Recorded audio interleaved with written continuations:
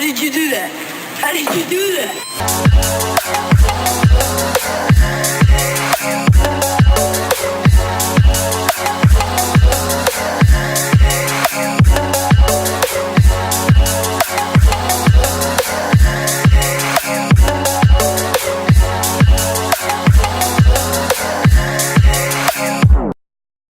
Usually when I go to the gym, my mind sort of clear, and I have a tip. Again, it's for my mom fit lifestyle.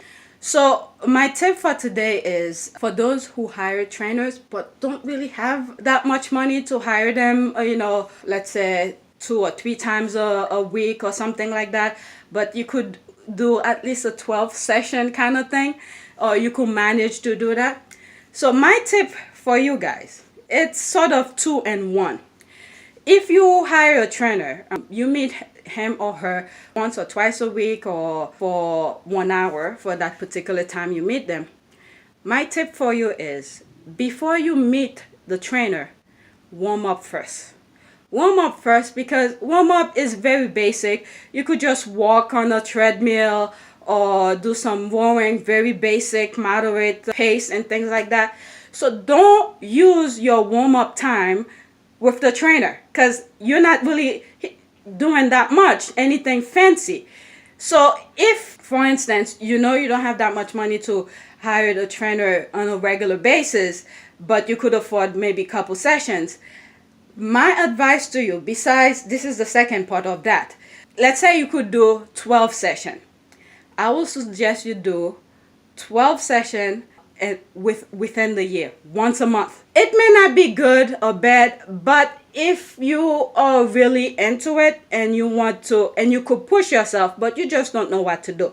So the first session I will suggest is learn what the trainer is teaching you. Then afterward, you could go to the gym and do it yourself. The same thing he taught you, you do it again. And then the following month, once you meet that particular trainer, you could ask him to test your ability based on whatever he had taught you, if you could progress to the next one. Because I know that's what I would have done. If that was me, who don't have that much money and I want to hire a trainer just to learn the basics, that's how I would do it. I will explain to him, look, I don't have that much money. I can only do 12 sessions, but I think I can only do once a month. And just explain everything to him or her. That way he will understand. They don't mind getting that paycheck for just that one session, instead of you going to someone else who will agree with you. So I'm pretty sure, depending on your situation, they will work with you. They might even do a free session here and there with you, just to get you going. That way, next time, if you want to hire someone, or you could suggest someone else to them, they will help you. So the main thing is to explain to them your financial situation, your goal, and everything, if they could work with you. So if you were to do a 12 session for 1 year, I mean, it's not ideal, but not everybody has money to, hire a trainer often. So if you don't have that much money, but you could do a 12 session and spread that 12 session throughout the year, and then explain to the trainer how, your situation, and see if he'll work with you in that manner. So the first session, you will go and do, and you have to pay close attention to what he's teaching you, how you're supposed to keep your body, and how you're supposed to do the movement. So register that in your brain. That way, the next time, you could come to the gym as often as you please within that month after you last saw him, and practice the same movement. And then the next month, once you meet him, and you could tell him, test you on what he had taught you the first time, see if you're doing the movement properly, if there should be any adjustment, or if you have improved. That way you could progress to the next level, and then register again the same technique that he had taught you. And then within that month, you practice on your own and things like that.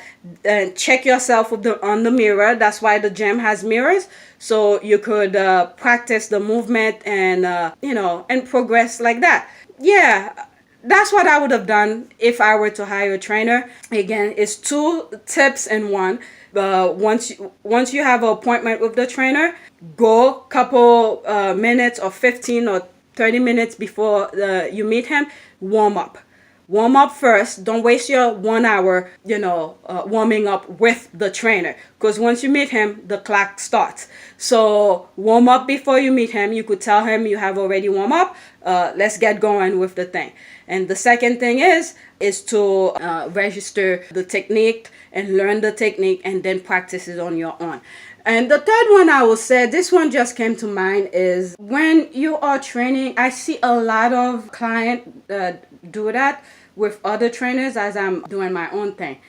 Because you hire the trainer for 1 hour, and once your 1 hour is up, I'm sure he or she probably has another client to meet, and he cannot waste his time, a little bit extra time with you while the other client is waiting.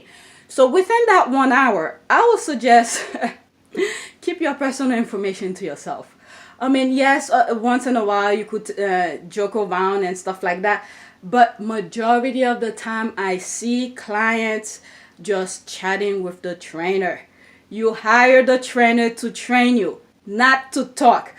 I guess if you don't have anybody at home to speak to, then you go to the gym and you just blab away with the trainer. But keep your personal information to minimal, with the exception if you have injuries or if you have certain medical issues or something like that, then you could talk to the trainer about that. But other than that, once that time starts, keep your personal information to yourself and get to the workout. I guess when you're taking your break, maybe your 40-second rest time, maybe you could, if you could speak, if the trainer's not really killing you with a lot of routine, or you're not out of breath, maybe you could do a little bit chatting there. But don't just stop and talk. Do the workout for 1 hour. Do the workout, and then afterward, if he has time, you could talk. And most likely he will say, I have someone else to train, so So yeah, that's, I guess, 3 tips and 1. If you hire a trainer.